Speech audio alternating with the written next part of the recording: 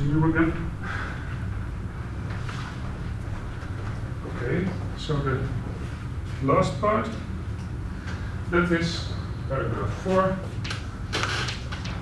Then we are going to embed, as I did with the Hilbert scheme of 3 points in P2, the quad. And now, let me write it exactly as we do it. We fix a Hilbert polynomial, and we are going to do this over P of E over S. That is what we reduce to embedding into Grassmannian. And I think which Grassmannian precisely will be clear in the construction. So here the situation is as before. Let me not just recall you that S is any scheme, E and B are these locally free OS modules, constant finite rank, and phi is a polynomial, and that's it, right? Okay, so then there is a theorem that says there exists an M in Z, right? So M was 2 in my example. Depending only on the rank of E, so the dimension of my projective space, the rank of B, that is, say, the number of generators for my quotients, and phi, such that for every R greater or equal M, for every field K, something nice works, for every point, for every K value point, little s of the big S, we have that for every so for every object that we are looking at, right? So this pi of the star B now restricted to the projective space, to the fiber at this little s of the projective space, for every quotient with the right Hilbert polynomial, so the Euler characteristic on this base change to little s of this f, that should be the phi, right? That was a long list of quantors, right? I think, how many were there exist? For all, yeah, okay. Okay, what do we have? Well, 2 statements for all I the hi, but now you get some information, okay? The hi of pi upper star B at the point S twisted by R is 0. Okay, that is one. So all the sheaves that occur have to have trivial higher cohomology. So there are 2 more. I think I will not repeat the space. Well, I did not actually. If I do it for the quotient R, the F here, it has also to have trivial higher cohomology. And also for the kernel of this Q. So the ith cohomology of the kernel of Q twisted by R is 0. Okay? That's one thing. And the other thing is that I also want that on the level of H0 something nice happens, so that these sheaves, so here is cohomology of sheaves, but the sheaves themselves should be generated by global sections. So, so the pi upper star of the R at S, the F, S twisted by R, and this kernel of Q twisted by R are generated by global sections. Okay. Okay, that is the theorem. It's not a very interesting theorem. We are going to use it. But it is exactly what you need to combine with also, again, the cohomology and base change stuff to get statements that if you do this in a family now, then these global section things, these push forwards will be locally free. and the higher push forwards are going to be 0. Right? So there is a technical passage from this to looking at points of this functor with values not in a field but is in an arbitrary scheme. That will then tell you that in that situation also the relative versions of these sheaves have the right properties. Yeah? And the existence of such a number, that is a long story, and actually the article by Nitsure, the chapter that he wrote, starts with that. So when you start reading it from beginning to end, you get very bored. You have maybe more than 5 pages to do that kind of work. It's a lot of administration, and this is something that is based on something called Castelnuovo Mumford regularity. And it has nothing to do with regularity of rings or so. It is just this kind of statement. Yeah? Okay. So then, okay, what do we do with this theorem? We take such a thing. Okay? And then we go to the next one, and that's also the last part.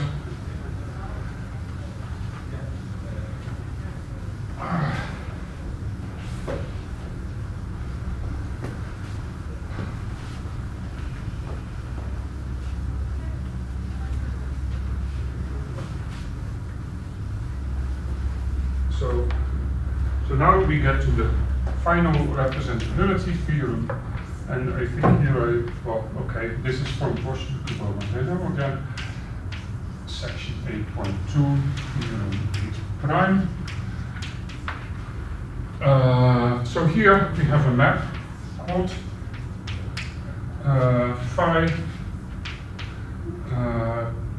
upper star b over p of e over s, and we send it to Grassmannian. But now I'm not going to write the rank, I just write the locally free sheaf of which we take quotients. And I don't know, well, the Hilbert polynomial phi, and so they will determine which ones we get. B tensor OS with the symmetric M symmetric of E. That is not so strange, right? Because if you recall that we did these 3 points in P2, then I said we have to look, the B was not there. That was just we looked at quotients of the structure sheaf then. It was the Hilbert scheme. So we just said we want to use degree 2 polynomials that vanish on Z, right? And that was just this part. Yeah? So that this map that you get by, I will write it out. What does it take to take a point here? I need some Q to S, and I need a quotient then, pi upper star B pulled back to T, a Q to some F, I can call it, well, maybe it was called G before, right? Let me call it G. And this is on P of E over T, and it maps to T, right? And this map is called pi T.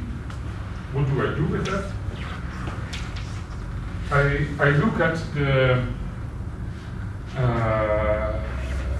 I have here the kernel of Q also, right? And I want to see the difference between these two sheaves on this PE of T. But that's a big thing. I have to do it down here.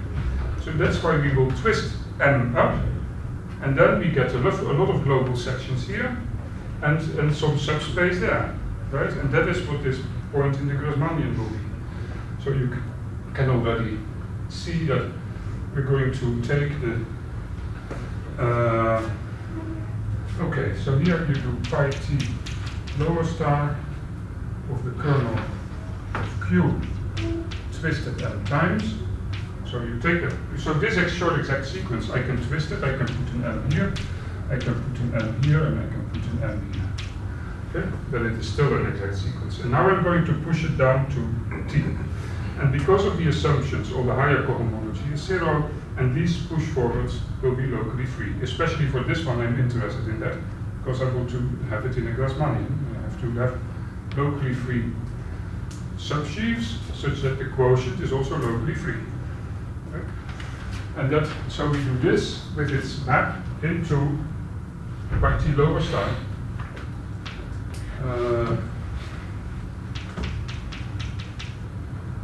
Of this by upper star of b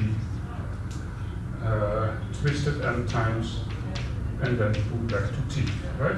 And what I'm saying is that this thing here, if you do something difficult, or if you there is a kind of projection formula, right? You start with a b on t or on s, you pull it up and you twist it and you push it down, then you get the same b back, but tensor over the structure sheaf of the base with your symmetric, or maybe I should write OS, and then you get a sim m of e, and the whole thing tensored, well, I actually pulled back to t. That's the same thing. And so then I get indeed into this Grassmannian, right? Because I have now a locally free subsheaf such that the quotient, which is the push forward of this, is also locally free because of my assumptions here. And so this map is defined like that. And yeah, actually the theorem should be a sentence, right? The map blah is a closed immersion.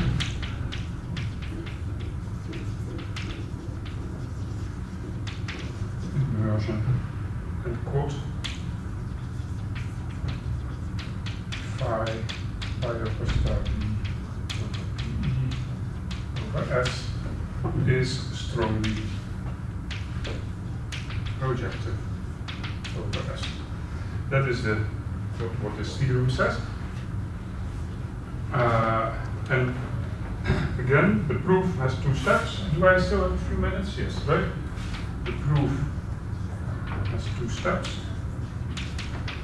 The first is to show that the map is an isomorphism to the maximal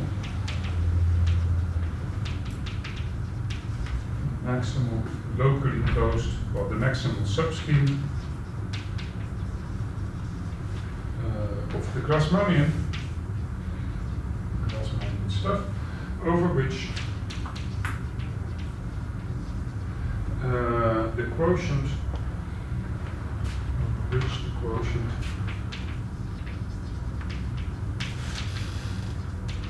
of phi upper star b, right? Pull back to t, but because this was over t.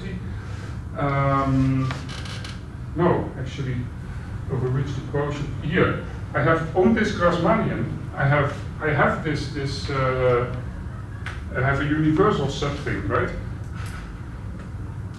Because it's the space of all of them. I send this thing to this particular subsheaf, but I have a universal family of subsheaves here, and they give me equations for a closed subscheme of this of this on P of E pulled back to the Grassmannian, right? That is, so on this Grassmannian, I have this subsheaf of the things of the polynomials of degree m, and that defines to me the quotient of the pullback, and that quotient should be, over which that quotient is flat over the Grassmannian, and has Hilbert polynomial phi. That is, so that's such a thing also exists. That's also some work, because that subscheme does not have to be reduced or so. It is just not. You can of course say each point of this of this Grassmannian gives me something that has a Hilbert polynomial, and I can just throw away everything that where it is not this one. But then you still have to look at what scheme structure you need. Right? Okay, that is one. And maximum subscheme, and this subscheme is then by construction locally closed. And then to finish it off, because we want to know it is closed, you use the evaluated criterion of properness to show that the subscheme is closed. Right? And this is actually not so difficult, because when you do the evaluated criterion, then you will work over the discrete valuation ring. And flatness is the same as torsion free, which is easy to get. So so this is actually the easy step, and the more difficult is the other one. Okay, then there is 1 minute time for questions.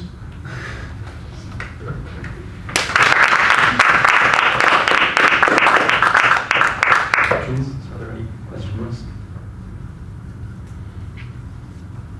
All right, well, in that case, let's thank our speaker again.